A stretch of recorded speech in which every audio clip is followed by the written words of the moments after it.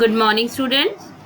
Today we will do chapter 7 of SST, that is latitudes and longitudes. Students, have you noticed whenever your parents want to visit the new place, what would they do first? They enter the address of that place in Google Map. As soon as Google gives them all the information about that place, how to reach there, where it is located, and which are the nearest landmarks. So how do you think Google Map does that? How it give all the information with details? That because Google stores some number inside it. So whenever you marked a place on Google Map, what happened? It pulled out a unique number for that particular place. What are these numbers? These are latitudes and longitudes. What are these latitudes and longitudes are? These are very unique numbers which are stored for every place on earth. Because of these latitudes and longitude, Google Map is able to pull the right location of the particular place.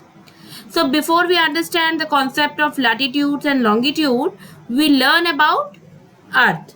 So let's start. This is our planet Earth. Earth is a unique planet. It provides habitat to human beings, plants and animals. Habitat means natural home or environment. Shape of the Earth. What is the shape of the Earth?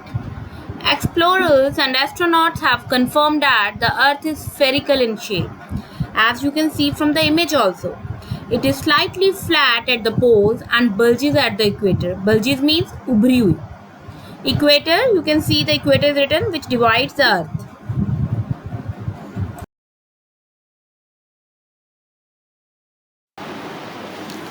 Globe. A globe is a spherical model of the Earth. We can see the correct shapes, positions and location of all the continents and oceans on the globe. We can even look for countries on the globe. Axis of the Earth. Axis is an imaginary line that joins the North Pole and the South Pole. You can easily see from the image also that axis is an imaginary line which join North Pole and South Pole. This is an imaginary line, not actual. Why do we need this imaginary line? So we can understand that the Earth rotates on its axis. This is an imaginary line, but this is not the only line we have drawn on the Earth. There are so many other imaginary lines which we draw on the Earth for our convenience. Let's see some of them.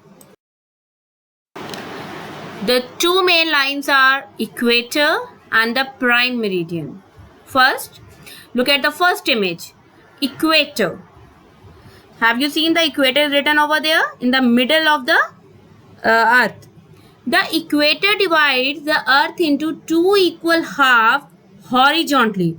So equator divides the Earth horizontally in northern hemisphere and southern hemisphere. And in the second image, the prime meridian. Have you seen the prime meridian written over there?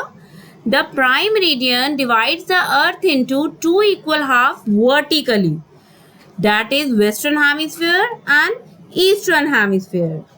So both divide the Earth into equal halves, but the main difference is equator divide horizontally and prime meridian divides vertically. Let's see what they are. Equator.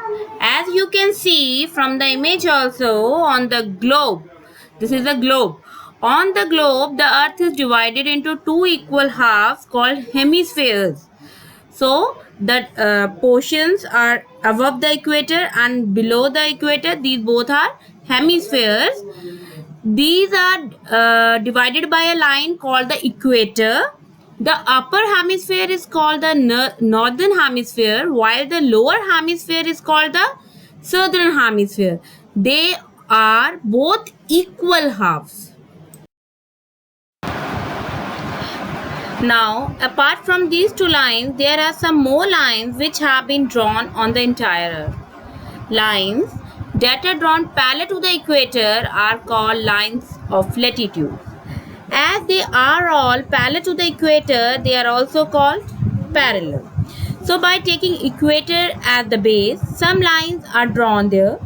They are parallel to the equator. As you can see from the image, some number are written over there. How they are numbered?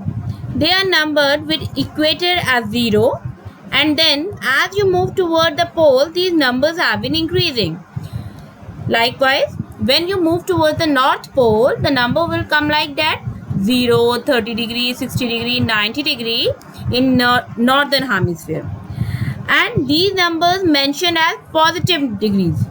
And when you move toward the south pole in southern hemisphere, these numbers is mentioned as negative numbers. And if we want to write 30 degree north, it can be written as 30 degree N. N means north.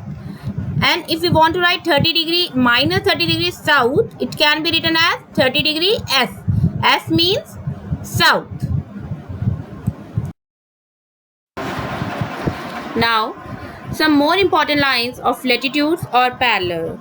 As we all know, equator is always lies at 0 degree latitude, and it is the biggest latitude. And above the equator, there is a Tropic of Cancer. It lies at 23.5 degree N, or you can write as 23.5 degree north N. And below the equator, there is the Tropic of Capricorn. It lies at 23.5 degree S. S means south. And above the Tropic of Cancer, there is the Arctic Circle. It lies at 66.5 degree N. And below the Tropic of Capricorn, it lies at below the Tropic of Capricorn, there is the Antarctic Circle. It lies at 66.5 degree S. And the northernmost point, that is the North Pole, it lies at 90 degree N.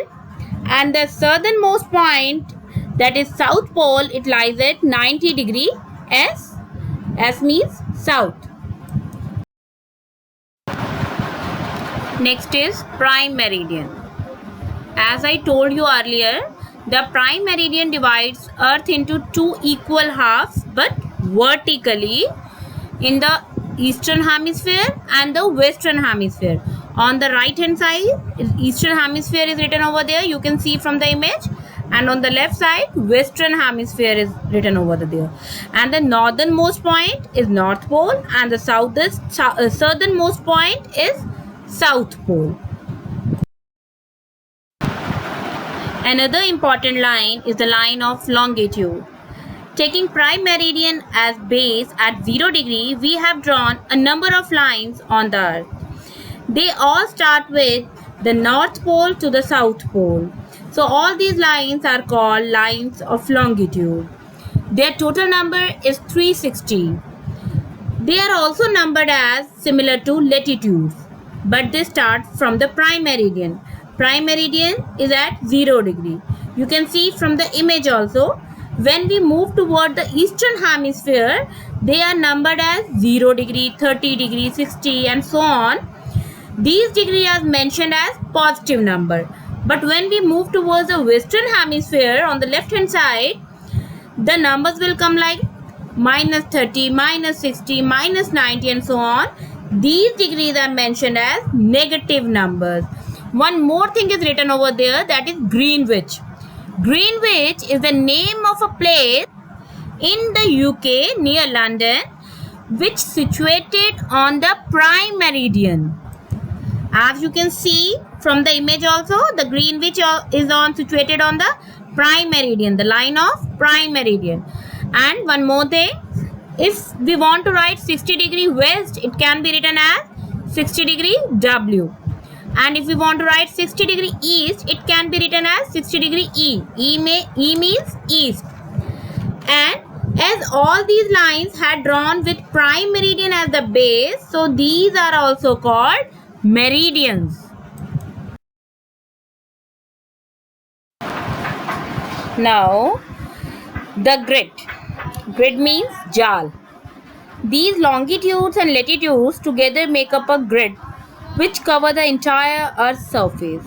These latitudes and longitude which intersect each other at right angles to form a network called grid. And every point on this grid is one location. So whenever you want to locate something or somebody, we actually find the location of that person or that thing on this grid. So this grid defines the location on the entire Earth's surface. So, for example,